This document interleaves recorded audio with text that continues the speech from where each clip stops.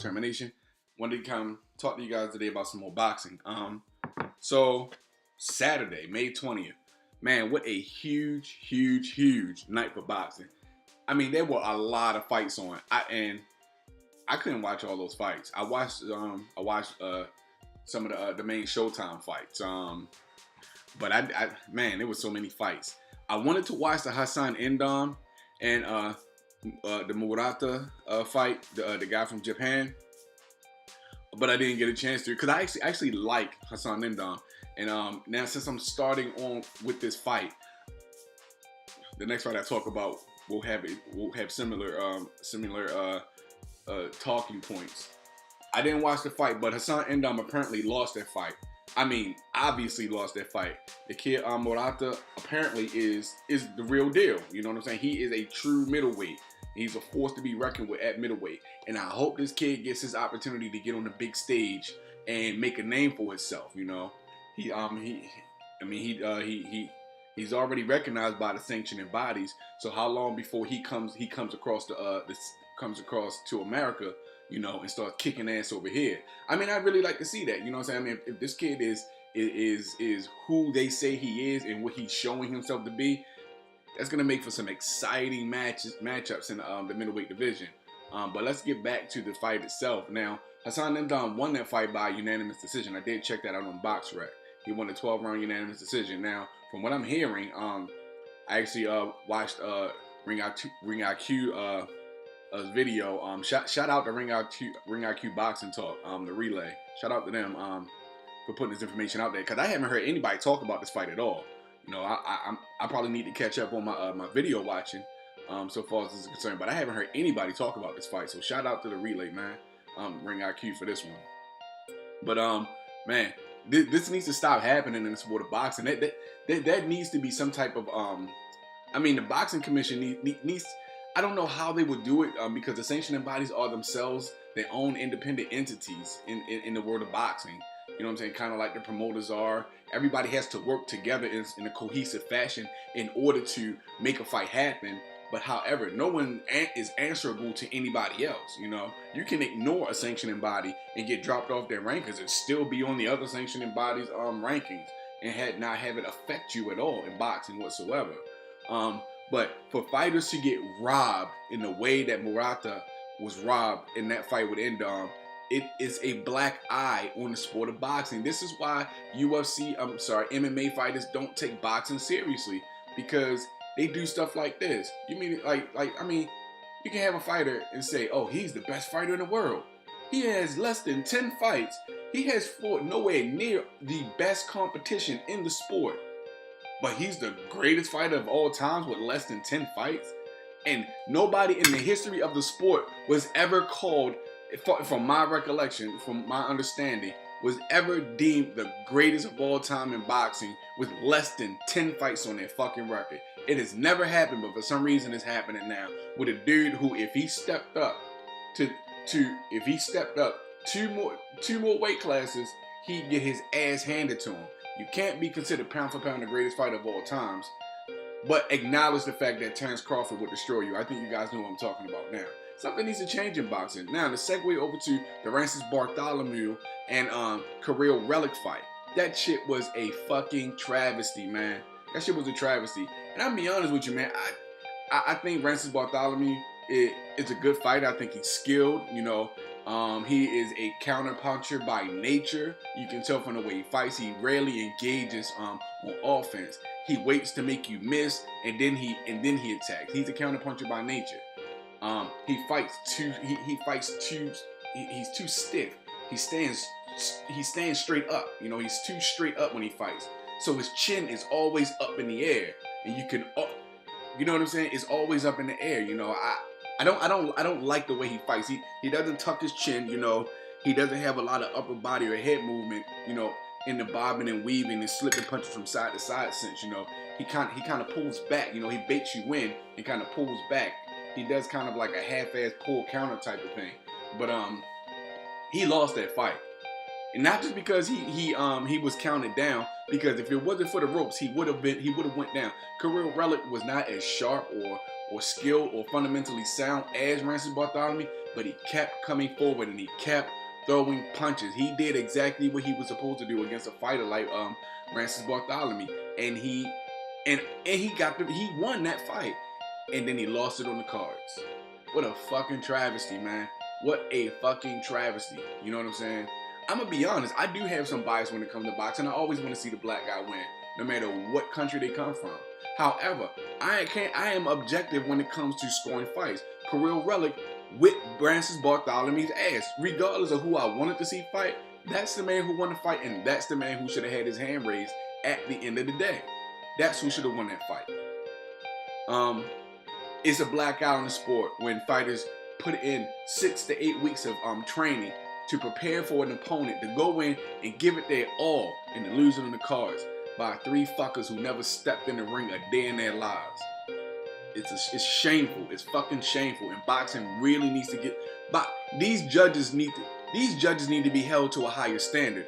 They should not be able to just operate with virtual anonymity in a fight and get away with that shit. It's not right. And something needs to be done. There need to be more consequences for these fucking judges when they score fights like that, when they just pull numbers out their ass.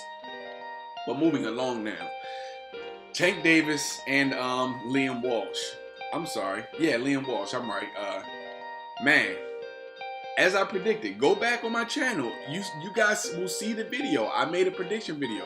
I said that Tank Davis is going to stop Liam Walsh within 6 to 8 rounds. He stopped this kid in half the time. He stopped him in 3 rounds. There really isn't even much to say. People were giving Liam Walsh a shot because apparently he has power. I watched some of his fights. You know, the announcers were always, the commentators over in the UK was always talking about how much power he has and this, that, and the third. I didn't see that shit. I didn't see it. I mean, maybe it's me. Maybe it's because I don't know. Maybe it's me, but I didn't see a lot of heat. I didn't see a lot of steam off those punches, man.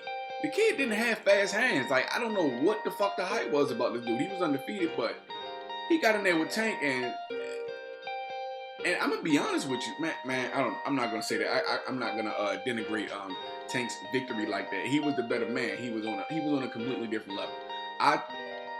Maybe Liam Walsh was the shit over in the UK, but if he came over here to fight in America, he's fooled, man. I'm telling you, he's fooled.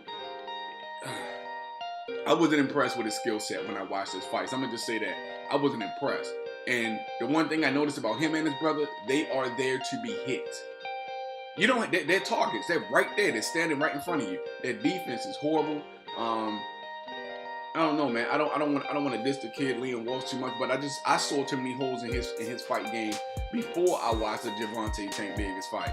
You know what I'm saying? And Tank just exposed everything that I saw or thought he would be able to expose, attacking the body. You know what I'm saying? Catching him with the straight left.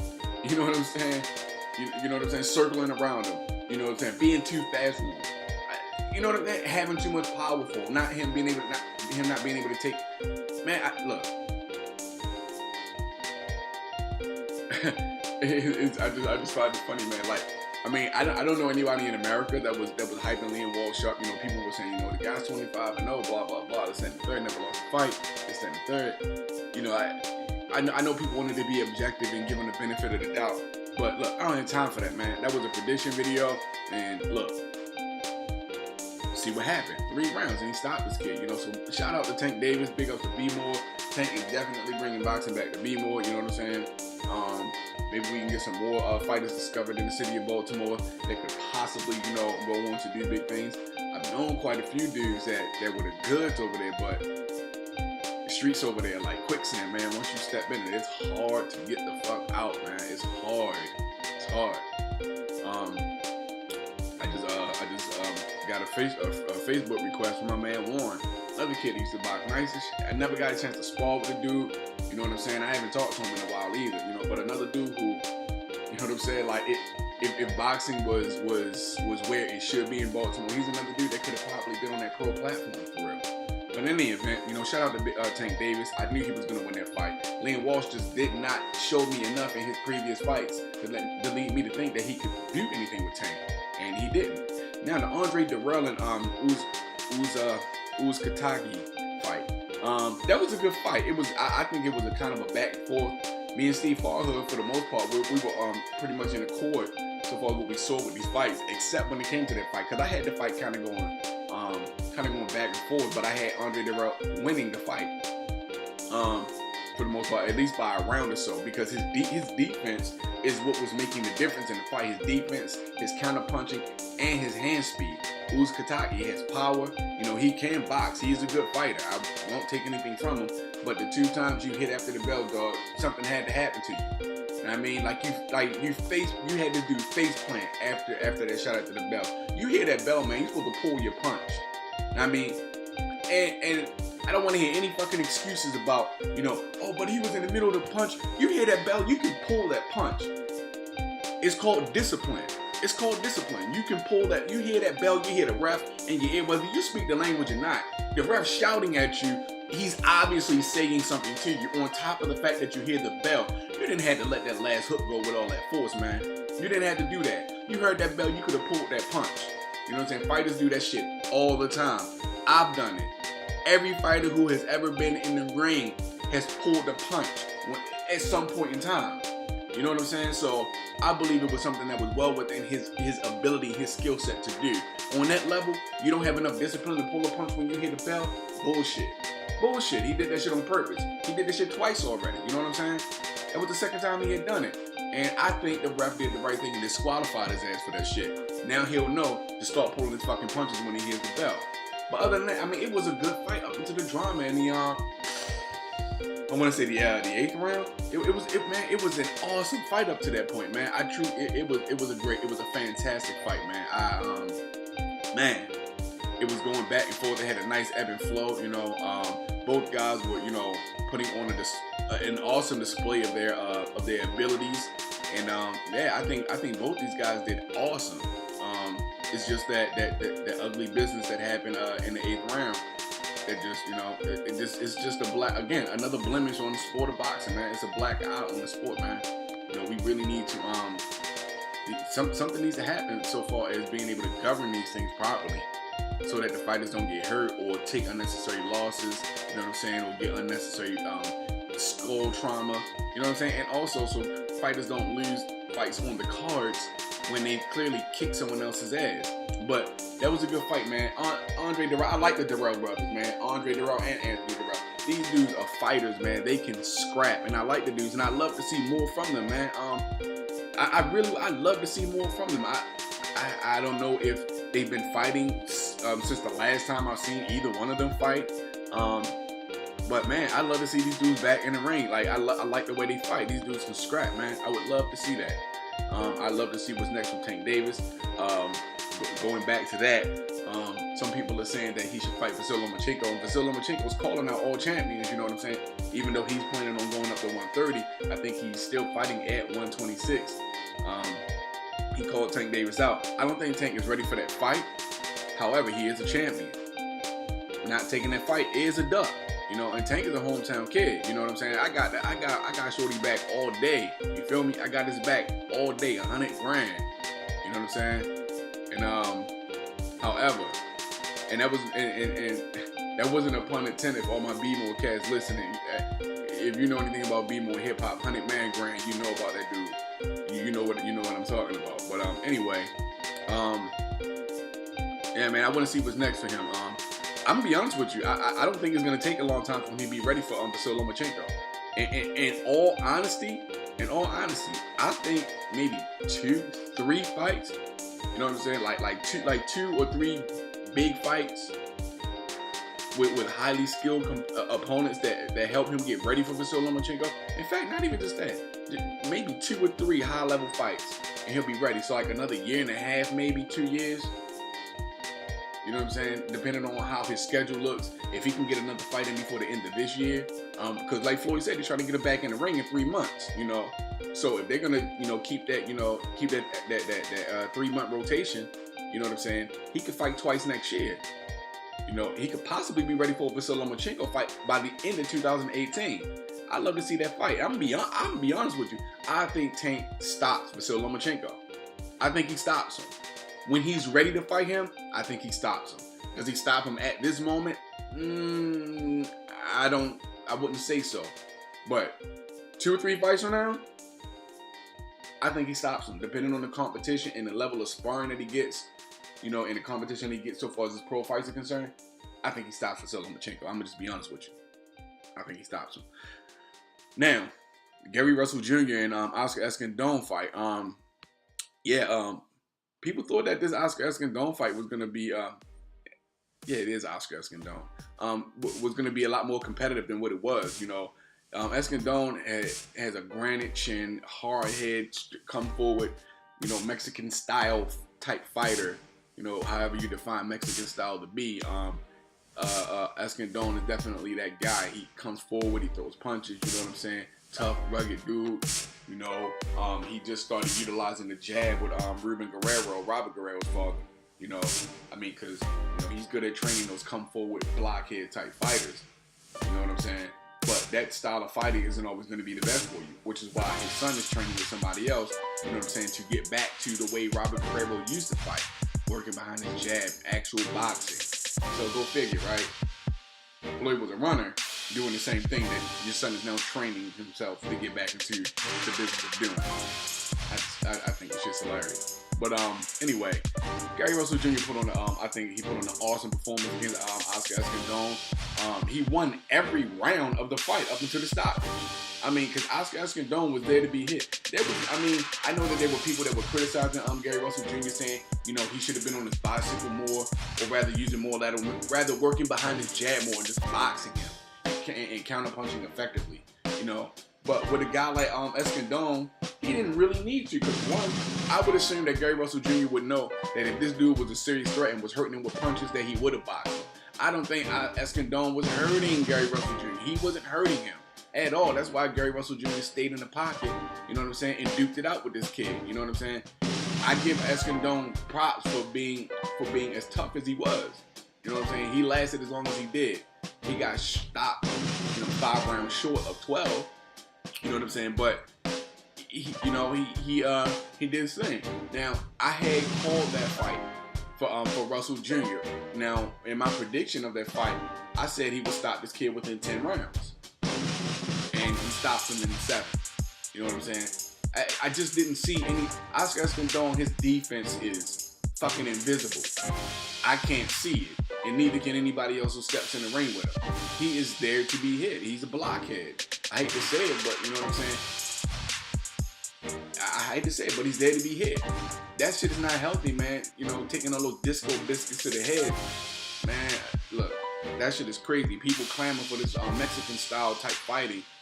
You know what I'm saying? And people who clamor for that, you're a numbnut, man. My thing is, I want all fighters to be safe.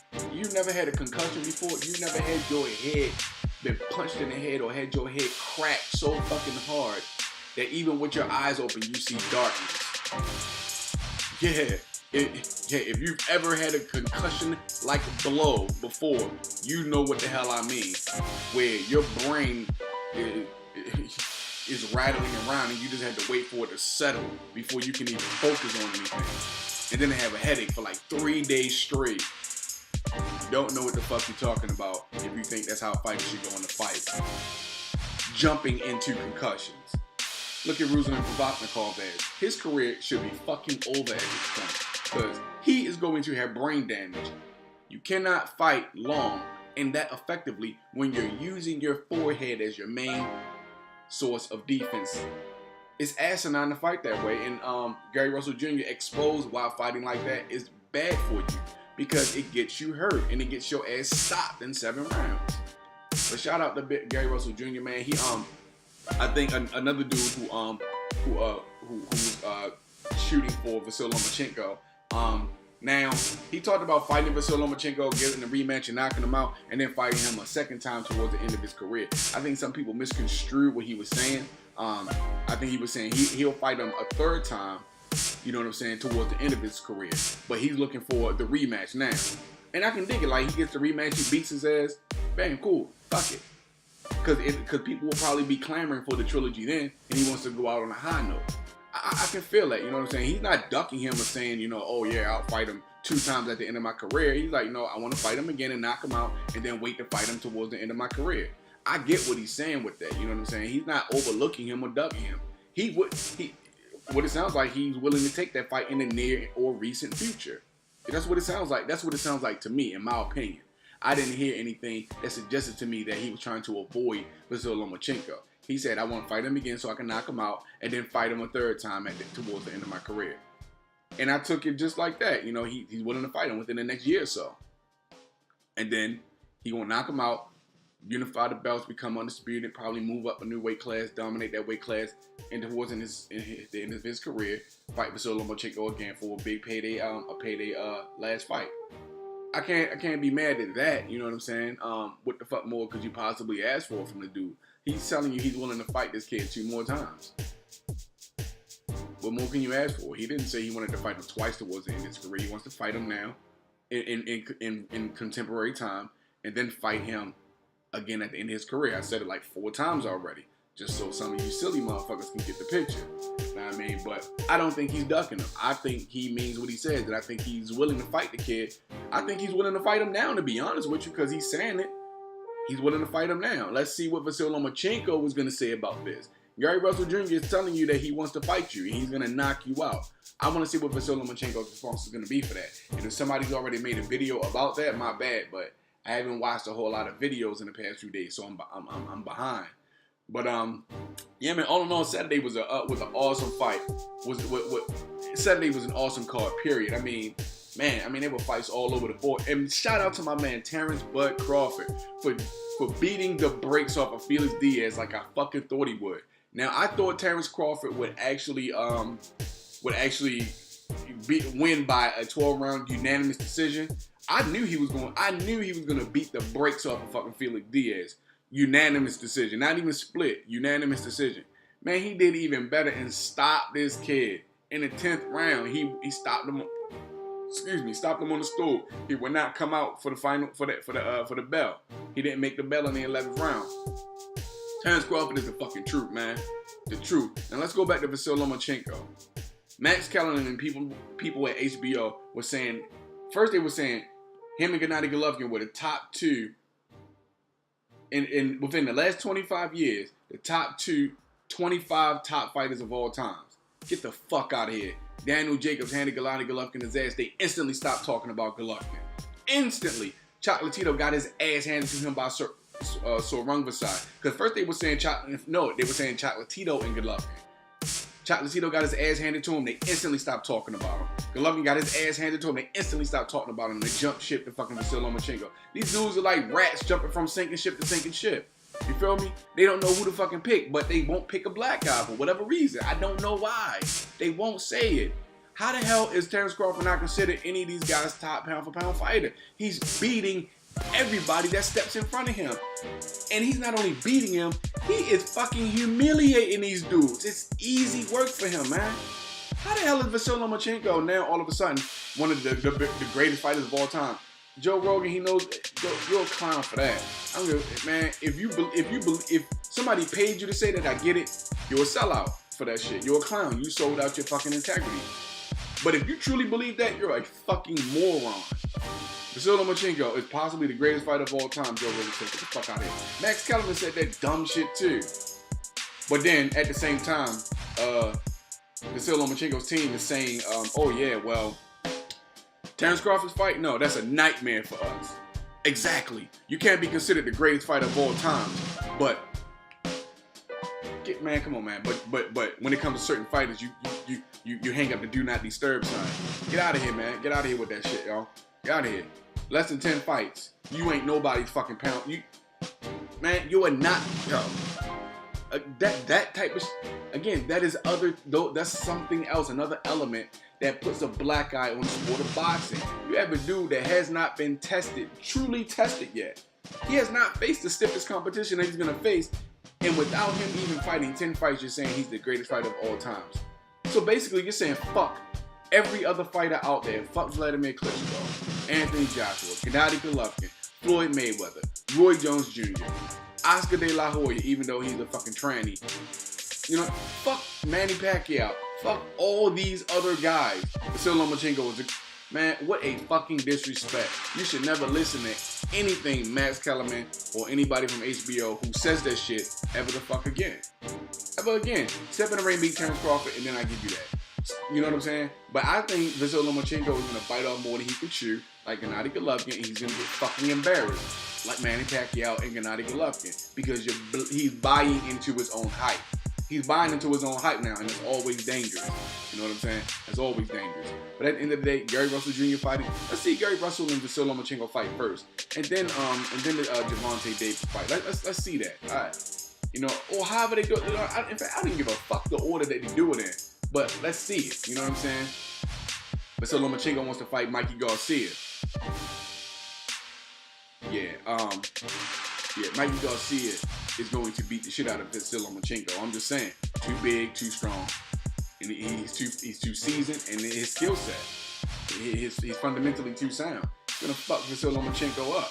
I'm telling you right now, it's gonna fuck him up. But that's just my opinion. Saturday was an awesome night for boxing. Shout out again to Bud Crawford. He did his thing. Stopped Felix Diaz, an Olympic gold medalist, by the way. Stopped his ass. Man, this kid is on his way to dominating the sport of boxing, man. I'm telling you, he should be the next big pay-per-view star. You know? Because who the fuck do you see beating him at 140 right now? Nobody. Adrian Broner stay at 147 because Terrence Crawford is going to flatline your ass. But anyway, I just wanted to give us a quick recap of the fights that I watched and some of the fights that I had some particular interest in, and give some of my opinions after the fact. I think that boxing is definitely doing well for 2017. Let's keep up this trend.